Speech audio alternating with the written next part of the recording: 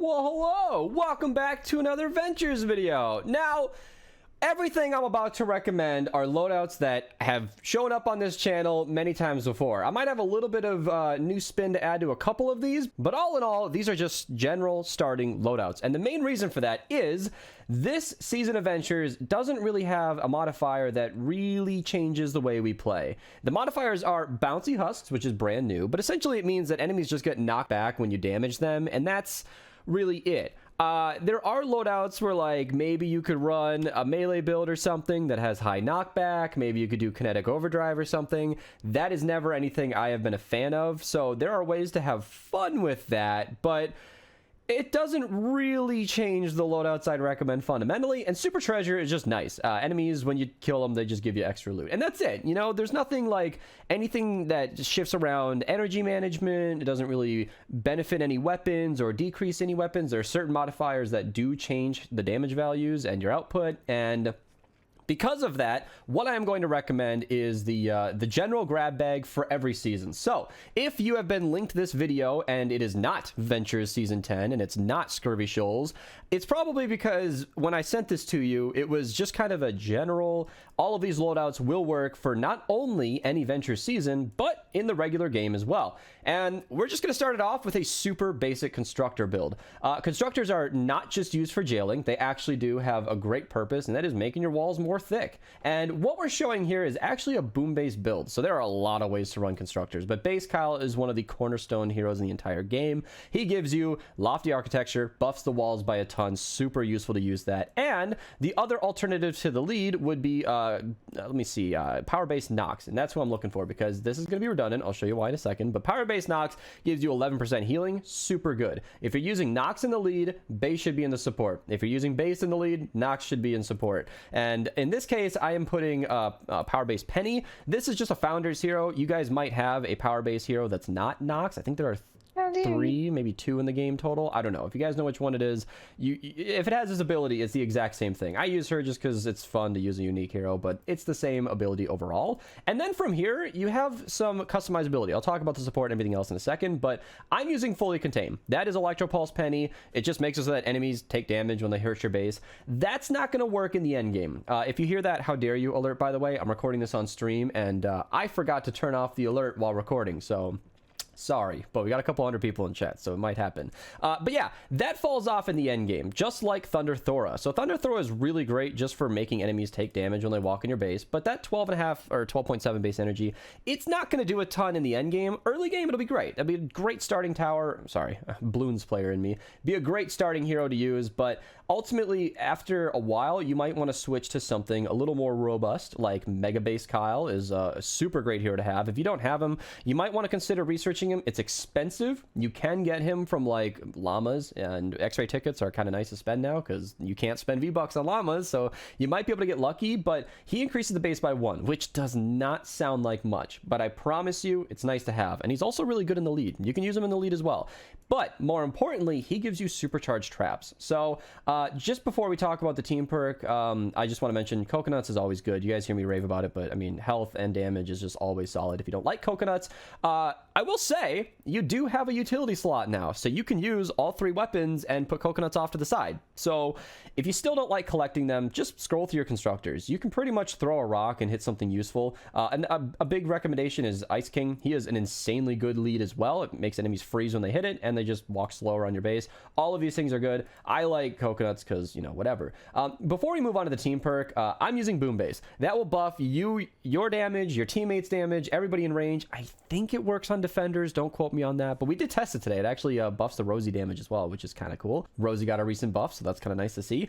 But I'm recommending Battle Beat, and believe it or not, Maximum Overload. I'm not recommending you actually use Kinetic Overload. It's just that Subwafers isn't something I always like to use. If you want to use Subwafers, go for it, but because I don't plan on using an axe and I don't plan on using a heavy attack, I'm pretty sure this is the highest stat total. You see, my stats actually went down when I switched the hero, so I just use Sid because I believe he has the highest total. If I'm wrong, double check this on your own. It looks like Penny's the same amount. I just use him because it's he was the first one I noticed that had the most. Now, for the different team perks, there are lots of options. Supercharged traps is really straightforward. Every constructor you have in support just buffs your traps straight up. Every trap affected by the base just does more damage. That is great in the end game.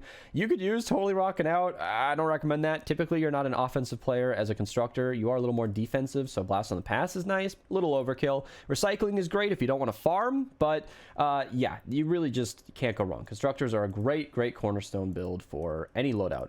Now, if you do want to farm, let's go to a farming loadout. I'm not going to go super in depth because I do have a whole video on farming, and I know, I'm linking a video down below, but it's super in-depth. It gives you 3 key different ways to farm and explains them thoroughly, maybe 4. It's a very thorough video, but what I will say is this basic loadout is something you can copy easily. You don't need Saurian Fight. It's just that there aren't a lot of dinos that help. Saurian Might, good for some extra damage. Instinct, if you guys don't have any of these dinos, link to my vouchers video down below if you want to see which ones you should voucher first, and the timeline. I have a yearly timeline on when this stuff comes out, and I update it regularly, so check the spreadsheet in the description down below to see when these dinos might come out soon. As of release, these should be expected around June 19th should be the end of this current venture season, so in the summer spring months, that is when we should see the dinos. But yeah, Saurian Vigor is nice just for some extra health, even though her perk sucks. It's really bad. I use Saurian Fight just in case I throw down the Teddy. I'm sorry, Iwari, but it's bad, okay? If you use the Teddy or the anti-material charge or your Seismic Smash, he'll just give you 20% more damage. It's nice. And then, of course, Archaeologist reduces the punch. Fossil Southie has a ton of energy. Clip is really good in the lead. These are just for the first early game missions of Ventures. It's great to get your inventory full because you start empty. So I always recommend the first mission or 2 or 3 to just run a farming loadout and get everything you need. If you don't want to do that in a public lobby, that would be nice of you. You don't need to finish the game. You can. The missions are pretty easy at that point. But yeah, a general farming loadout is a great way to get started. And now that we've covered some of the early game loadouts, let's talk about something that works in the mid game and the late game, and that is a Teddy build. Right now, this is an early game Teddy build.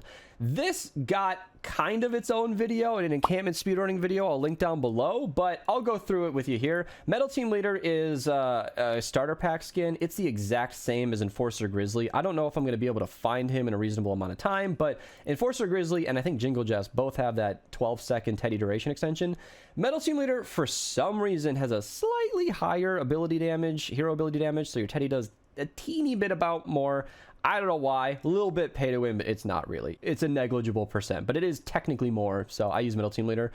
That 12 seconds is all you really need. Happy Holidays and support. Then we've got Jilly Teacup under warranty, makes the Teddy do more damage. Fragment Generation is super nice. You can also put Fragment Flurry in the lead. She might be a little bit better offensively because you'll have Teddy and Shock Tower, and her generating fragments is really good. Just note that with Metal Team and Jingle Jest, or not Jingle Jest, what do we got here? Fragment Flurry, you will have a physical Teddy, so that will drop off in the late game. We'll talk about the loadout change for that in a second, but pressing charges is really good. This ability reads a little weird and increases the damage of fragment abilities. That is Shock Tower and Teddy. You do not need to have a fragment for her ability to be active. That is a constant passive 30% bonus to Shock Tower and Teddy. Obviously with Metal Team Leader we don't have the Shock Tower, but still, I mean, 30% is nice. Berserker also is 30%.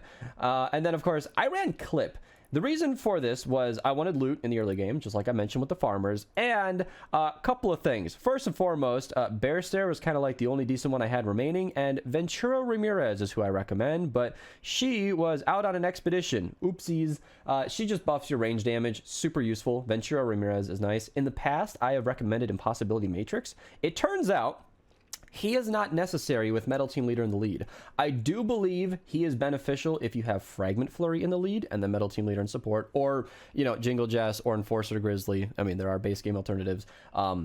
You can use Impossibility Matrix. He is I'll just put him on so you guys can see. He is the 4th of July hero. He is not worth a voucher or something, but 10% if you have him is certainly nice to have.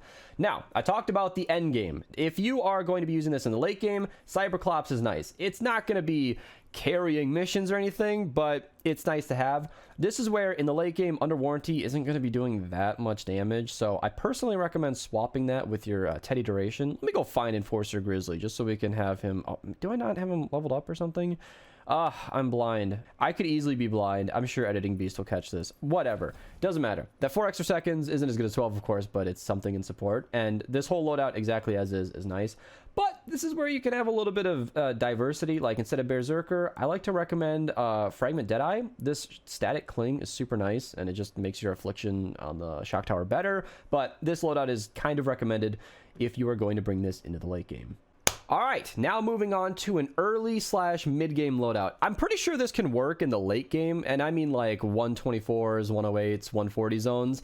But if you're just starting out Ventures, Blakebeard Stash is one of the best perks in the game, the team perk. Now, this is a great perk to use because the Yar quest line is available now. You can get Blakebeard right now. Just go do the quest line. It's awesome. When you do get him, you will have a hero quest. You're going to have to like find 5 treasure chests or something. And after that, you will unlock Blakebeard Stash. This gives you cannonballs, peg legs, and coconuts, which means I think I can't show it in this menu, can I? But you'll have this extra crafting tab, and you can put them in your utility slots. So you can put coconut or cannonball over there, which is nice. I prefer to use like the peg leg, the cannonball, of course, coconut off to the side, and then you get to have any weapon you need if it's something relevant to your quest line or you found a good weapon in Ventures. I don't know, but Ventures is very RNG heavy. So to ensure that you have decent weapons, the peg legs are super strong. I was using like gold power level 67 peg legs, I think, because Dragon Scorch was supercharged. In the very first mission, I was hitting level 15s with a level 67 peg leg. It was super strong.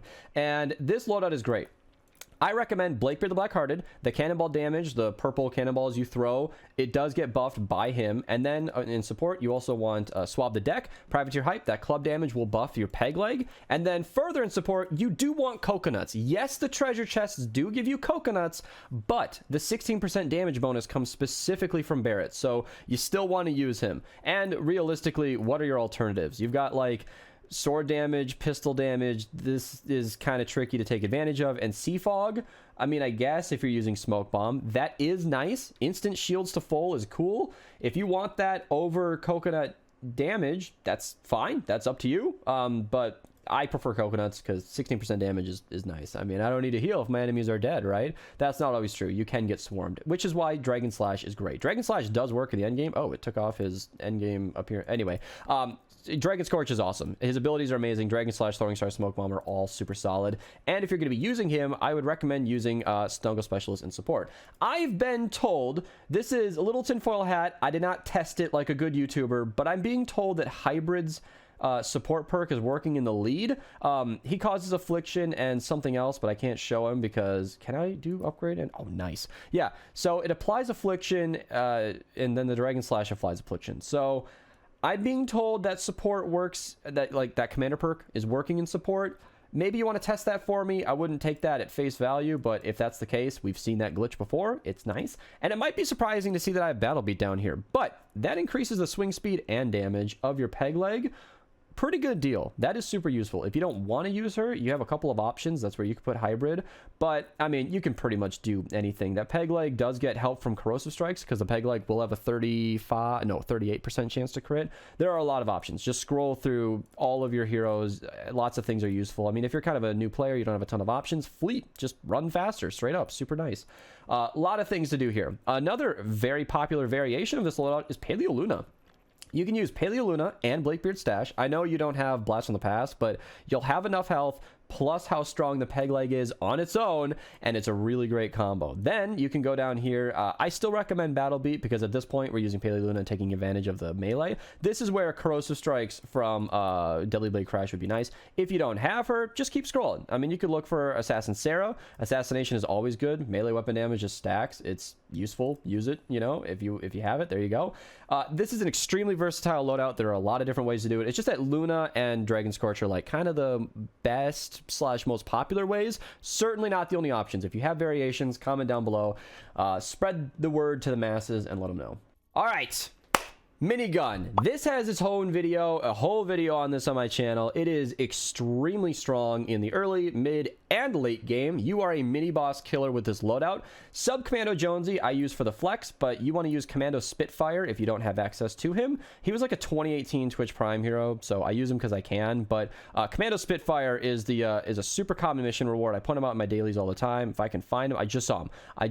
Oh, there he is. All right, Commando Spitfire. I don't have mine leveled up. but he's the buff looking dude. He is your key. 66% reduction, and with him plus Sergeant Jonesy or Ain't Done Yet Birthday Brigade, you just want Going Commando duration extended by 5 seconds. You will have a 5.5 second cooldown.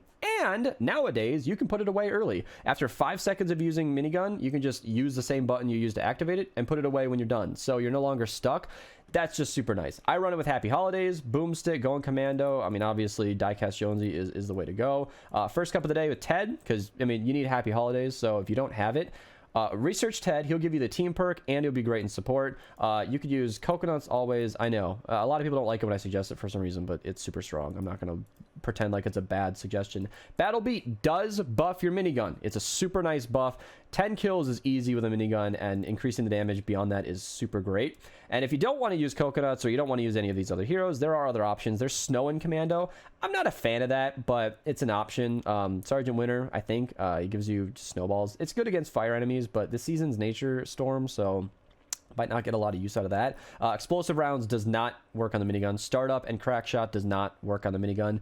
But what you can do in the end game is swap it so that Diecast Jonesy is in the lead. That will give you an energy minigun and a 50% damage bonus.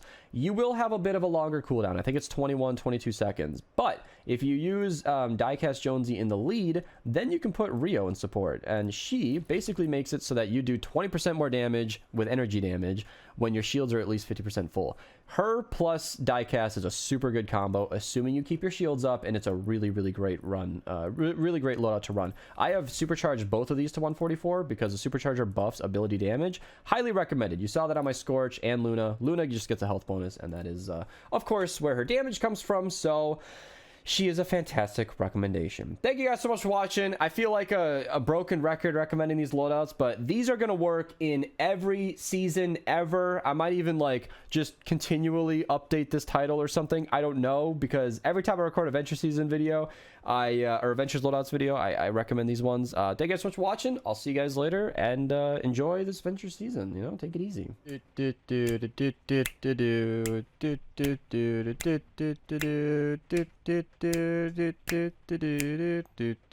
And then